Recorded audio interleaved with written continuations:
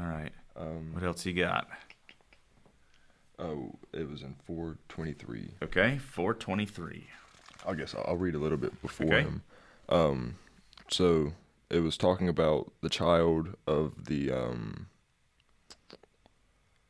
what's the woman? Gehazi, the Shunammite. Yep. So Elijah or Elisha went. Her child died. Well, Elisha said she would have a child. Yep. And then her child went out to the field and laid him in bed, and he died. Yep. And she ran to go get Elisha, and please send one of my servants. This is 22. Okay. Please send one of the servants and a donkey, so I can go to the man of God quickly and return. And the husband said, "Why go to him today?" He asked. "It's not the new moon or the Sabbath." What does it mean by the new moon? Is that like a Jewish holiday? Well, yes. Their calendar is a lunar calendar. Okay. Yeah, so it's a holiday. I understand that. Yep. I was just wondering because I've never heard that in like any religious text ever. I feel like. No, yeah. Well, reading through the holidays in like the Pentateuch, you see that it's set up by the moon. Okay. But yeah, they've got a lunar calendar that certain months have to be certain times of the year. Right. And so they actually have corrective months then that they add in. Do they go by a 13-month calendar? No, not most of the time. Okay. Because I've seen lunar calendars that I think they go 13 Well, months. I think if you did, I've never actually done the math. Not that it would be hard Right. to do, but I think that if you did a 13-month calendar and did 28 days, Yeah. it would that's what I've actually heard. work. That's right? what I've heard. Yeah. But no, this is no. Okay. They had to add them. They had to add. Yeah. Right. They do all this kind of stuff because they have to keep. This is why you'll notice if you just look at just a calendar today, it'll have holidays from different religions. Right. Right. And you'll see the Jewish holidays, and they move throughout the year. Okay. They'll stay in the season, but Rosh Hashanah and Yom Kippur are going to be in like the early fall always, and Passover's always going to be in the spring. But it's based on the moon. It's based on the moon, but then you have every so often you have to add a month because the lunar calendar will get out of sync with the solar calendar. Right. And the month of the seasons of the year, they're based on the solar Right. Yeah. position. Well, that's also kind of like how we add a day for leap year. It is very Yeah. similar to that. Yeah. Yeah. Yep. Which is also kind of interesting. I guess they weren't. Well, they were changing around the calendar back then too, weren't they? Yeah, they were. Yeah, we're Yeah, actually on a modified. Julius Caesar was the one who really gave us Yeah. really the calendar as we know it today. Yeah. And then Pope Gregory so you got the Julian calendar, then the Gregorian calendar is a change in the way that we do like leap year and stuff and all Okay, that. yeah. And so there have been reforms Right. that's why October is the 10th month. It used to be the 8th month. Right. For Yeah. Octo, and November was the 9th month, and Well, December that was the 10th month. Julius and then Augustus, right? Yeah, well, Or was it named after them? yeah, well, it used to be the Romans had a 10-month calendar, and it began in March, Okay. Oh yeah, yeah. and then That makes sense. right began in March, and so it ended with September, October, November, December, Right. and then there was also months 5 and 6 were also given numerical names, and at some point they added January and February to make it a 12-month year, and then after that, yes, July and August were named after Julius Caesar and Augustus, right? That's So- kind of weird. I didn't know they added January and February. yeah, I But believe so. it makes sense because their names are like isolated together. You know? Yeah, I could be wrong on that, but I double check that if you're watching this. but yeah, calendars change and Yeah. they get more, but they do get more precise. Right. Yeah. That's the goal. Right. Yeah. I hope That's so. the goal of the calendar. Yeah. So So this kind of ties into I was asking questions about the chariot of fire and Yeah. Elijah and Elisha both splitting the water. At 4:32, when Elisha actually brings the Yep. boy back from the dead, how many people have done that in the Bible? I mean, Elijah does like- it.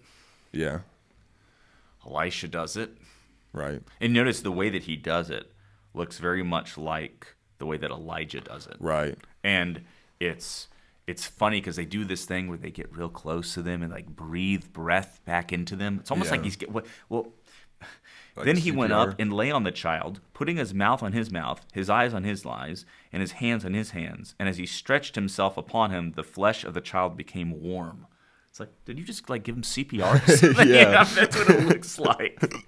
so it's like it's like he's got the breath of life in him, and he's breathing it into the child. Right. But notice note that again, it's not a common thing. right. Moses isn't bringing people back to life. Yeah, I know. Right? He actually, well, he starts off by killing a guy, right? And then he has some other people killed, right? It's like the opposite. And no, In his fairness, though, I don't know what I would have done if I were Moses. in fairness, he does ask God for God just to kill him, Right, Please yeah. just be done with me. Yeah. I can't do this. So, no, it's no, it's just not a thing that happens. Jesus does it. Does he have to go through all this? No, he just says, little girl, get up, Right. like with Jairus' daughter. Lazarus, come out. Yeah. I mean, he doesn't have to go through And this. then He just speaks. I know it's kind of sidetracking. We've been getting Yeah. sidetracked a lot. Yeah. But I saw something about Jesus raising Lazarus. He waited 4 days to go Yeah. bring him back, and Yeah. how the Jewish tradition says, Yeah. your soul's with you for 3 days. There's probably some variety there, but yeah, that's Right. right. Yeah. Well, they even tell him that he's already stinking. Yeah. His body is already decaying. Right. Right. So it's like there's no question That he was dead. that he's dead. Yeah. So, that was the point. He waited him out. Right. I thought Yeah. that was cool. Yeah, that is cool. So, And then, and then also, how many people fed? Because I'll read the. yeah, you get the mass Yeah. feeding now. It's not nearly as many as the one with Jesus. So, a man came from. but wait, what verse?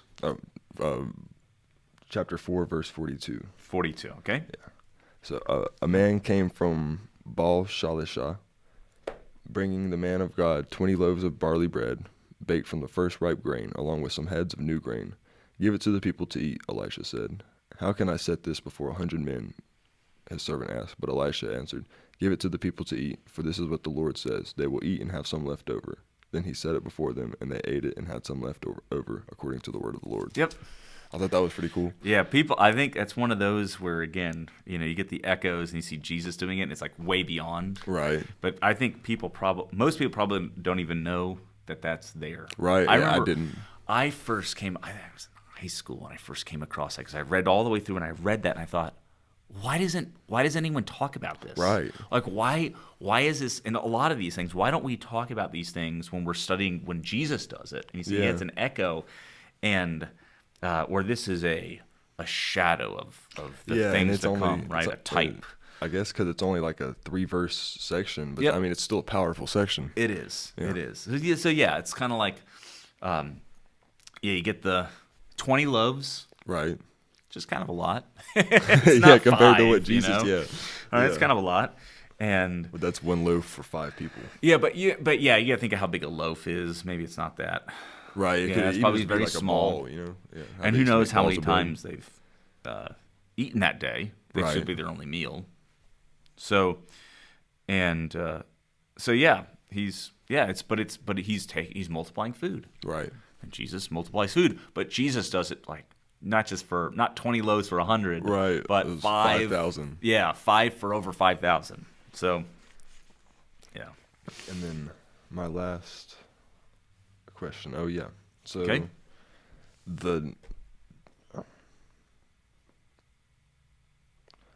the death in the pot.